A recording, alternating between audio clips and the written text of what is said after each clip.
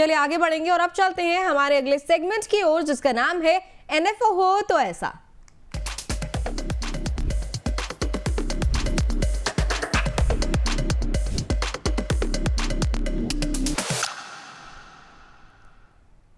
तो asset management company Zerodha ने अपना नया फंड लॉन्च किया है। इस एनएफओ का नाम है Zerodha Nifty short duration G Sec index fund.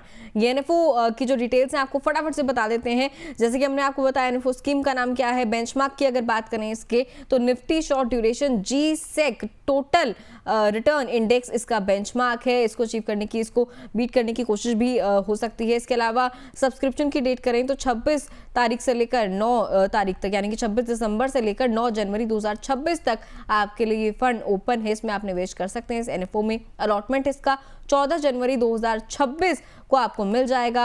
Minimum investment की अगर बात करें इसमें तो 100 रुपए से ही आप एसआईपी शुरू कर सकते हैं। अगर लमसम इन्वेस्टमेंट करना चाहते हैं तो वो भी आप 100 रुपए से शुरुआत उसकी भी कर सकते हैं। साथ ही अगर एग्जिट लोड की बात करें तो एग्जिट लोड इसका जो है निल रखा गया है। और फंड मैनेजर की बात करें तो केदारनाथ मिराजकर इसके फंड मैनेजर हैं। चलिए अब बाकी निशा मैम से समझेंगे कि क्या आपको इसमें निवेश करना चाहिए, किस तरीके से इस कैटेगरी के फंड्स काम करते हैं, आपको आपकी जो स्ट्रैटेजी है इस फंड को लेकर क्या होनी चाहिए। मैम आपके पास आते हैं Nifty short duration G Sec index fund, ये काम कैसे करते हैं, सबसे पहले तो आप हमें ये समझाइए।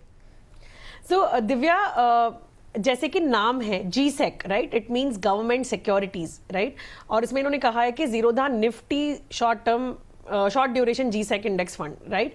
तो इनका बेंचमार्क है जो निफ्टी शॉर्ट ड्यूरेशन जी-सेक रहेगा। TR is basically including the dividends. तो जब भी हम ये फंड को देख रहे हैं, ये जी-सेक के यील्ड्स को फॉलो करेगा विथ लो क्रेडिट रिस्क। तो इसमें बेसिकली आपको तब निवेश करना है जब आप एक कंजर्वेटिव इन्वेस्टर हो, लो रिस्क और आपको डेट एलोकेशन चाहिए और बेटर टैक्स एफिशिएंसी चाहिए देन फिक्स डिपॉजिट, और 1 से 3 साल आपका टाइम होराइजन है उसका। ठीक है, तो तब आपको इनमें निवेश करना चाहिए। मैं वैसे ये किस कैटेगरी के जो निवेशक हैं उनके लिए बेहतर रहता है, जो लोग मतलब रिस्क के लिहाज से ले लें या फिर सिप और लमसम के लिहाज से ले लें? सो दिव्या, ये FD plus kind of a return का प्रोडक्ट है। 1 to 3 years का ही आपका टाइम होराइजन होना चाहिए जिससे कि आप इसमें एक्सपोजर ले सकते हैं। और शॉर्टर टर्म में आपको इसमें वॉलेटिलिटी दिख सकती है। जो गवर्नमेंट सिक्योरिटीज़ का रेट ऑफ इंटरेस्ट है उस रेंज से चलेगा ये। और टिपिकली मॉडरेट कम फिक्स डिपॉजिट इन्वेस्टर्स ये फंड को एज एन ऑल्टरनेटिव चूज कर सकते हैं, क्योंकि जब आप 3 साल के लिए निवेश कर रहे हो तो अगर एफडी में निवेश करोगे तो एफडी में आपको टैक्स लगेगा हर साल अक्रूड इंटरेस्ट पे भी। तो जब आप ये डेट म्यूचुअल फंड में निवेश करते हो तो ये ऑटोमेटिकली आपको निवेश करेगा in government securities and it that to short term. तो आप टैक्सेस को डीले कर सकते हो।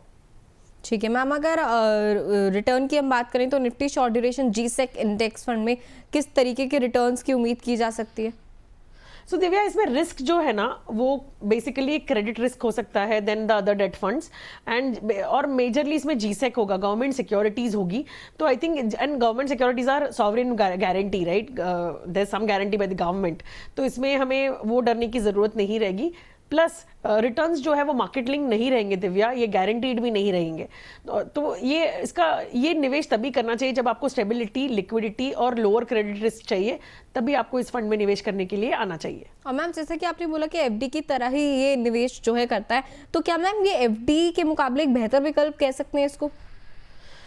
Divya, tax efficiently yes. और अभी जैसे कि हम अभी जो लास्ट रेट कट हुआ है इंटरेस्ट का, तो एफडी के रेट्स भी काफ़ी नीचे आ गए हैं।